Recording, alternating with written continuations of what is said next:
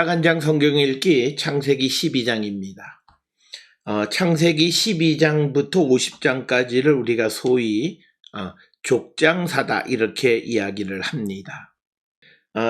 그래서 창세기 12장부터 50장까지 이 족장사는 크게 세 부분으로 나뉩니다. 하나는 아브라함의 이야기가 기록되어 있는 12장부터 25장까지, 그리고 이삭과 야곱의 이야기가 있는 25장 19절부터 36장, 그리고 이제 요셉의 이야기인 37장부터 50장으로 이렇게 구성이 되어 있고, 이제 그런 족장 이야기 가운데 창세기 12장은 하나님께서 아브라함을 부르시어 아브라함의 고향인 하란을 떠나 가나안을 거쳐 애굽으로 내려간 사건을 기록하고 있는 부분이 되겠습니다. 이 창세기 12장은 크게 두 부분, 하나는 12장 1절부터 9절은 여호와가 아브라함을 부르시고 명령하는 내용을 기록하고 있고, 이어지는 창세기 12장 10절로부터 20절은 아브라함이 이제 애굽으로 이집트로 내려가는 이야기로 구성이 되어 있습니다. 1절에 여호와께서 아브라함에게 이르시되 너는 너의 고향과 친척과 아비의 집을 떠나 내가 너에게 보여줄 땅으로 가라라고 하는 겁니다. 그래서 이제 12장 1절부터 9절은 여호와가 아브라함을 부르는 내용을 기록하고 있는데, 아브라함에게 너는 너의 고향과 친척과 아비의 집을 떠나서 내가 보여줄 땅으로 가라라고 하는 겁니다. 특별히 이 가라라고 하는, 떠나가라, 이것은 고대 사회에서 사회적인 보장을 완전히 잃어버리는 것과 같은 것이고, 그 렉르하라고 하는, 너는 가라라고 하는 것은 고향, 친척, 그리고 아버지의 집과 분리되어 가라라고 하는 그런 의미입니다. 분리되어 가라라고 하는 그런 의미를 지니고 있고, 또 이제 친척으로 번역되어 있는 몰라드트가 뭐냐면 이것은 직역하면 너의 출생지라고 하는 뜻입니다. 그래서 너는 너의 고향과 친척, 여기 친척은 몰라드트가, 즉 너가 태어난 곳, 이런 의미가 되겠고, 그리고 아버지의 집은 데라의 집을 의미합니다.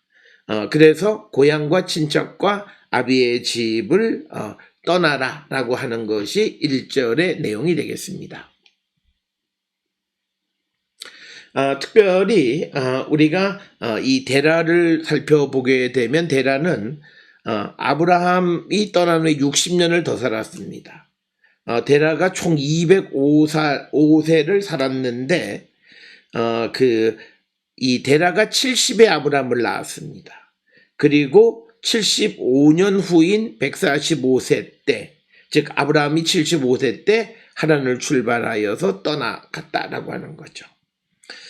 그래서 이 본문에서 보여주는 것은 뭐냐면, 아브라함이 고향과 그 친척과 아비의 집을 떠난 것은 자신의 결정이 아니라 여호와 하나님의 명령에 순종한 것이다 라고 하는 것이 매우 중요한 이야기가 되겠습니다.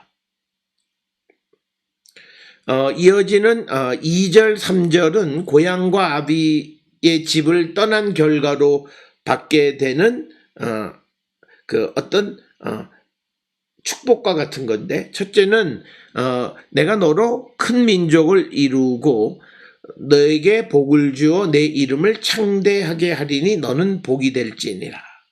그러니까 큰 민족을 이룬다. 여기서 큰 민족이라고 하는 것은 단순히 수적인 것뿐만이 아니라 중요도에 있어서도 뛰어난 민족이 되게 한다라고 하는 것이고, 또 내게 복을 주어라고 하는 겁니다.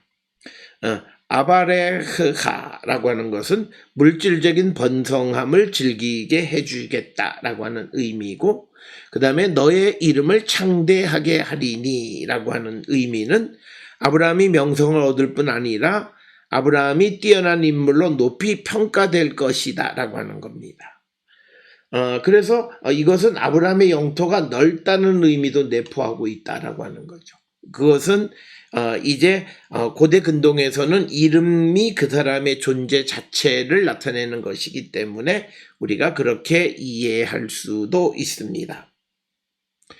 3절에 너를 축복하는 자에게 내가 복을 내리고 너를 저주하는 자에게 내가 저주하리니 땅의 모든 족속이 너로 말미암아 복을 얻을 것이라 하신지라. 즉 인과응보의 원칙이 적용되어져서 아브라함이 복의 근원이 되는데 너를 축복하는 자는 내가 복을 내린다라고 하는 것은 아브라함이 잘 되기를 바라고 아브라함과 좋은 관계를 갖는 자가 하나님의 복을 누릴 것이다 라고 하는 것이고, 너를 저주하는 자는 내가 저주하리니 라고 하는 것은 아브라함을 저주하는 자는 하나님의 그 섭리에 의한 이익을 잃어버리게 될 것이다 라고 하는 그런 의미가 되겠습니다. 4절에 이에 아브라함이 여호와의 말씀을 따라갔고 롯도 그와 함께 갔으며 아브라함이 하란을 떠날 때에 75세였다. 이제 4절로부터 9절까지는 아브라함이 고향을 떠나는 그 아브라함의 여정에 대해서 언급하는데 하란 가나안 땅, 즉 세겜, 베델, 아이 가운데 어디 가나안 땅에 갔다가 계속 남쪽으로 이동하는 내용인데, 여기서 중요한 포인트는 뭐냐면 여호와의 말씀을 따라갔다라고 하는 순종을 강조하고 있다라고 하는 것이고, 이제 그 롯도 그와 함께 갔다라고 하는 것은 롯도 아브라함과 함께 가는 것을 동의했다라고 하는 거예요. 아마도 여기에서 롯을 언급하는 것은 창세기 13장 이야기의 어떤 예고편과 같은 것이다 이렇게 이해할 수 있고, 75세였다라고 하는 겁니다. 우리가 창세기를 통해서 보게 되면 중요한 때마다 나이를 기록합니다. 그래서 그 아브라함이 하란을 떠날 때가 75세였다 이렇게 기록하고 있습니다. 뿐만 아니라 창세기 16장 16절에서 아브라함이 하갈에게서 이스마엘을 낳을 때가 86세, 그리고 99세 때에 여호와가 아브라함에게 나타나 언약을 체결했다, 이런 내용들이 기록되어 있어서 창세기의 기록자는 항상 중요할 때마다 아브라함의 사건의 중요한 사건 때마다 나이를 기록하고 있다라고 하는 것입니다. 5절에 아브라함이 그 아내 사레와 조카 롯과 하란에서 모은 모든 소유와 얻은 사람을 이끌고 가나안 땅으로 가려고 떠나서 마침내 가나안 땅에 들어갔더라. 그래서 조카 롯과 같이 동행했고 가나안 땅에 들어갔다. 즉 아브라함이 하란에서부터 가나안으로 이동했다라고 하는 겁니다. 일반적으로 그러니까 하란에서 가나안으로 가는 루트는 두 가지입니다. 하란, 알레포, 카트나, 다마스쿠스, 하솔, 가나안 루트가 하나 있고, 또 하나는 하란, 타드모, 팔미라라는 곳, 그 다음에 다마스쿠스, 하솔, 가나안은 똑같습니다. 그래서 북쪽 지역에서 약간 루트가 달라지는 것을 볼 수가 있습니다. 자, 이제 우리가 이 지도를 통해서 보게 되면 조금 확대를 하겠습니다. 이 지도를 통해서 보게 되면 이제 하란을 출발해서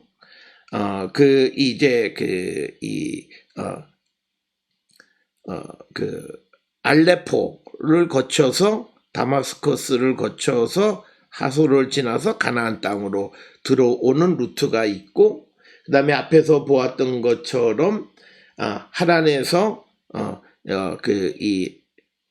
하란 쪽에서부터 시작해서 알레포에서 다마스커스로 해서 이렇게 들어오는 루트가 있고, 또 하나의 루트는 하란에서 타드모 쪽으로 갔다가 거기에서 이제 다마스쿠스로 이렇게 내려가는 조금 더 내륙적으로 가는 루트, 그 다음에 똑같이 하솔, 그 다음에 가나안으로 들어갔다라고 하는 것이 되겠습니다. 6절에 아브라함이 그 땅을 지나 세겜 땅 모래상술의 나무에 이르니 그때에 가나안 사람이 그 땅에 거주하였더라. 그래서 6절에 의하면 가나안 땅을 지날 때 그곳에 가나안 사람들이 살고 있었고, 그 다음에 모래 상수리 나무, 모래상수리라고 하는 곳이, 이 모래라고 하는 말은 이른비 또는 선생 또는 고유명사로 이해되어지기도 하고, 그래서 어떤 이들은 이 모래라고 하는 말을 점괘를 말해주는 사람이다 이렇게 설명하고, 그 다음에 이제 상수리 나무는 가나안에서는 거룩한 나무로 여겨졌고, 가나안 종교에서 희생제물을 바치고 지역의 신들을 섬기는 나무를 상수리 나무다 이렇게 이야기합니다. 그래서 모래 상수리는 그 지역의 두드러진 특징이 바로 상수리 나무가 있는 어떤 지역을 말하는 것이고, 그때 가나안 사람이 그 땅에 거주했다라고 하는 이야기가 되겠습니다. 따라서 이제 하란에서부터 세겜까지의 거리는 대략 630km 정도 되는 그런 거리가 되겠습니다. 7절에 여호와께서 아브라함에게 나타나 이르시되 내가 이 땅을 내 자손에게 주리라 하신지라. 자기에게 나타나신 여호와께 그가 그곳에서 제단을 쌓고, 그러니까 여호와께서 구약 성경에서 처음 아브라함에게 나타나신 것이 여호와께서 아브라함에게 나타나셨다라고 하는 것이고, 그 다음에 이제 그가 그곳에 제단을 쌓고, 이것은 족장 시대에는 어떤 공적인 제단이 있지 않기 때문에 개별적으로 제단을 만들어 사용했던 것을 우리가 알 수 있는 그런 내용이 되겠습니다. 8절에 거기서 베델 동쪽 산으로 옮겨 장막을 치니 서쪽은 베델이요 동쪽은 아이라. 그가 그곳에서 여호와께 제단을 쌓고 여호와의 이름을 불렀다. 제단을 쌓고 여호와의 이름을 불렀다는 것은 여호와께 제사를 드렸다라고 하는 의미가 되겠습니다. 그래서 베델과 아이 사이에 장막을 세웠다라고 하는 것입니다. 이것은 세겜에서 남쪽으로 한 33.7km, 또 아이는 베델 남동쪽 1.6km 정도에 떨어져 있는 에트텔이라고 하는 것으로 우리가 생각합니다. 그래서 가나안 지역에서 서쪽은 베델, 동쪽은 아이라고 하는 그곳에서 여호와께 제사를 드렸다라고 하는 거고, 9절에 점점 남방으로 옮겨갔더라라고 하는 겁니다. 자, 그래서 우리가 아브라함의 루트를 보게 되면 지금 보시는 대로 여기가 하란입니다. 하란이라고 하는 곳에서 알레포를 거쳐서 카트나를 거쳐서 다메섹을 거쳐서 그 다음에 하솔, 그래서 세겜까지 오는 그런 루트가 하나 있고요. 또 하나의 루트는 거의 비슷한 거죠. 그런데 이 하란은 똑같은데 여기서 어디로 가냐면 타드모로 가서, 타드모에서 다메섹으로 가서 거기서 똑같은 루트를 통해서 들어가는 그런 과정을 통해서, 그 다음에 이제 가나안에 들어온 이후에 다시 계속 남쪽으로 내려가서 이들이 이집트 땅까지 들어가게 되는 이야기가 이어지는 이야기가 되겠습니다. 이제 10절로부터 20절은 아브라함이 애굽으로 내려가는 이야기를 기록하고 있습니다. 그래서 10절에 그 땅에 기근이 들었으므로 애굽으로 가는 이유는 뭐냐면 기근이 들었기 때문에 아브라함이 애굽에 체류하려고 그리로 내려갔으니 이는 땅에 기근이 심하였습니다. 그래서 기근을 주제로 하는 거죠. 그래서 기근 때문에 지역을 옮기는 이야기는 성경에 여러 곳에 기록이 되어 있는데 10절에서도 가뭄, 기근 때문에 애굽으로 내려갔다라고 하는 이야기가 되겠습니다. 그 다음에 이제 이 10절에 나오는 그 땅이라고 하는 곳이 어디냐라고 하는 것은 아마도 그 땅은 이 브엘셰바 근처 지역으로 그렇게 추정이 되고, 이 브엘셰바 근처는 이 이스라엘의 연강수량 200mm 선이 지나는 선입니다. 그 말의 의미는 브엘셰바라고 하는 곳을 기점으로 해서 연강수량 200mm입니다. 이 밑으로는 가뭄이고 이 북쪽으로 200mm 이상이 나오는 거죠. 그런데 여기에 가뭄이 들었기 때문에 더 이상 거주할 수 없었다라고 하는 그런 내용이 되겠습니다.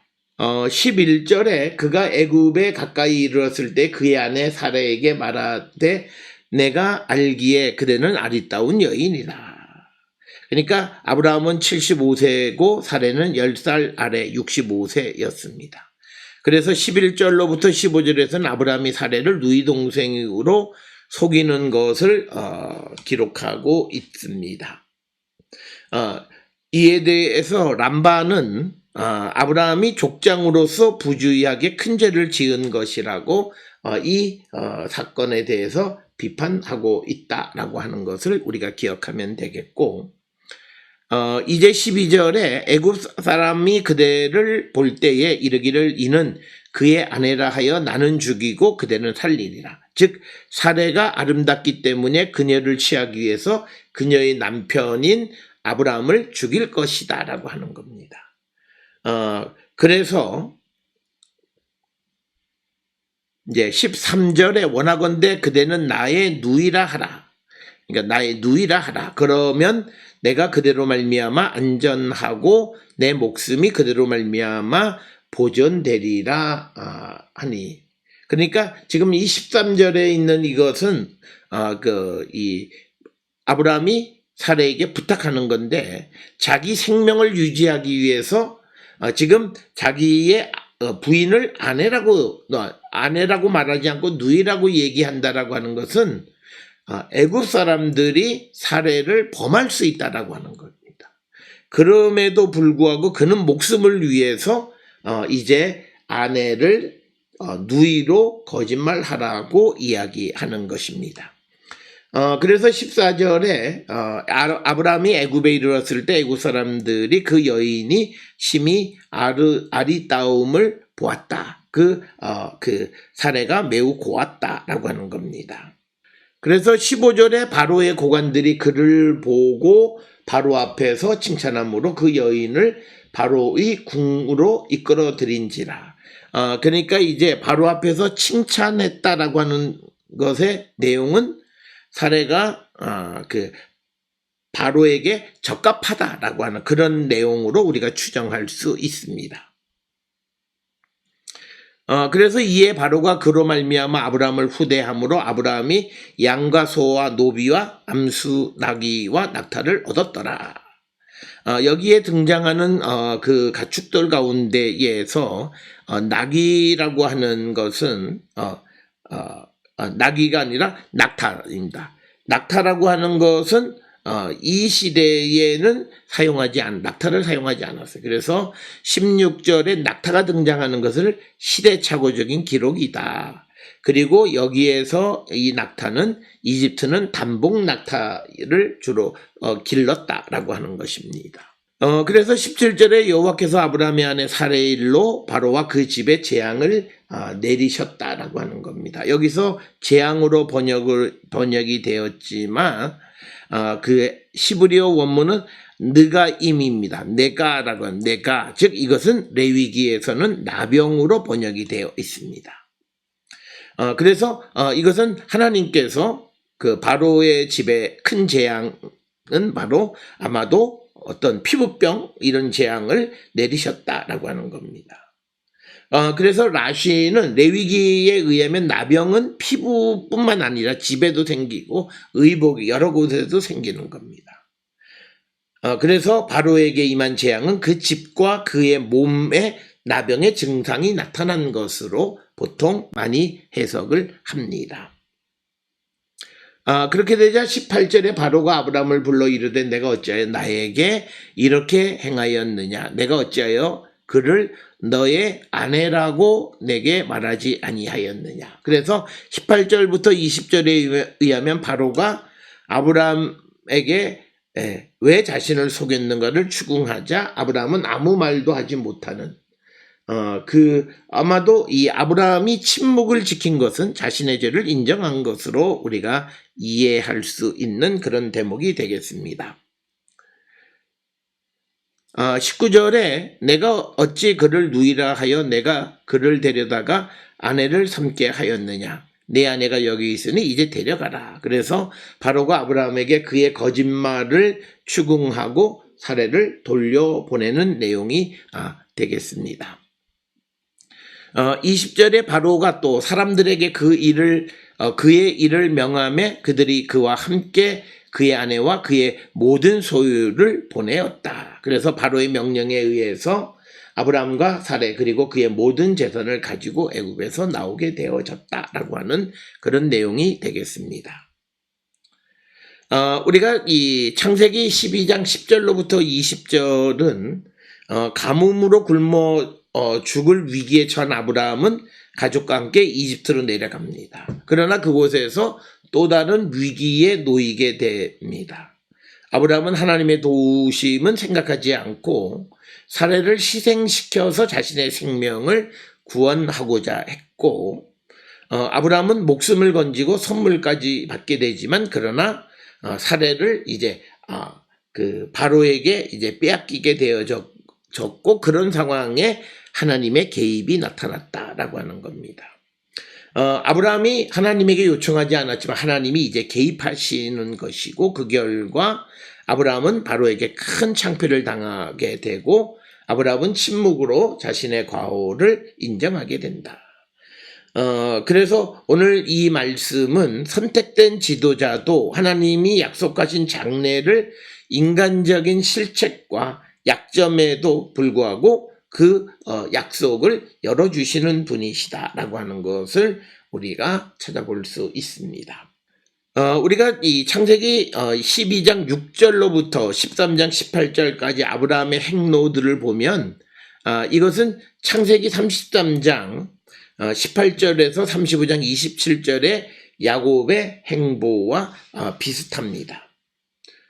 그래서 그것들을 표로 만들어 보면 이렇게 기록이 되어 있습니다. 그래서 아브라함이 세겜 성소에서 또 하나님이 나타나 제단을 쌓고 베델의 제단을 쌓고 다시 베델로 가서 땅을 주시겠다는 약속을 받고 또 마므레로 가는. 그런데 이제 야곱의 이야기도 세겜, 그 다음에 제단을 쌓고 이스라엘의 하나님 엘이라고 부르고 베델 돌을 세우고 하나님이 그것에 나타나시고 다시 베델로 오고 35장 12절에 땅을 주시겠다고 약속하고 다시 마므레. 그래서 창세기 12장 6절로 13장 18절과 33장 18절로 35장 27절 사이에 유사점을 발견할 수 있습니다.